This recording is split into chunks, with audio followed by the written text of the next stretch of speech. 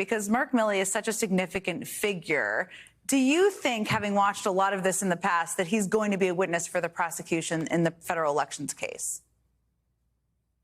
I do, and I don't think that Mr. Bone Spurs is in any position to criticize any member of our military, let alone a war hero like General Milley. It's not clear to me, Jen, that what we saw was a death threat by, the way some are portraying it, Trump's tweet. But it is ridiculous when the context is someone who is almost certainly a witness in January 6th, if not Mar-a-Lago, if not the Colorado case that in which there's already been a protective order filed.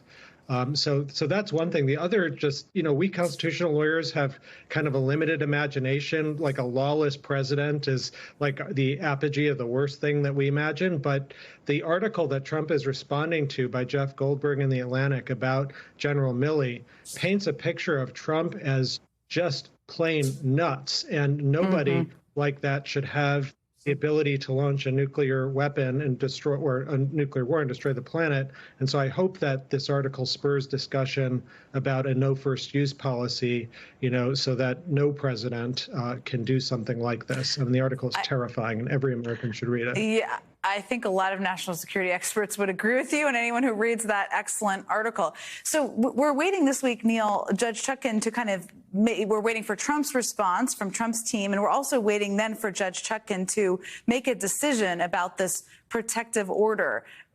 How does all of this weigh into that, his continued threats? I mean, Trump was already on really thin ice beforehand. Remember that Judge Chutkan, right from the start, when she first brought him into court and, had his first hearing before the magistrate, he was warned, you have to, stay within the lines. And Trump, of course, has been pushing those lines dramatically over the last 6 weeks.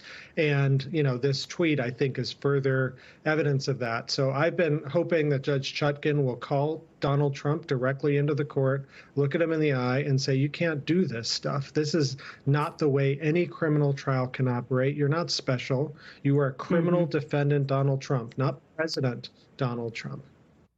So we're waiting for tomorrow's the deadline, as I mentioned, for Trump's team to kind of respond here. What do you anticipate the argument is they're going to make as they respond to Jack Smith's gag order request? Yeah, a lot of whining about free speech and the First Amendment. And the First Amendment does allow him to do some things, but not intimidate witnesses and interfere with the search for truth. I mean, the whole point of a criminal trial is to have a regularized, orderly, specific process so that people feel comfortable going and telling their stories. And as I said, already a judge in the Colorado case has entered a protective order just a couple days ago, barring Trump from intimidating or threatening witnesses. Neil Katyal, I know you're getting a big award in London, so congratulations to that. Thank you for taking the time today and look forward to seeing you again soon. Up next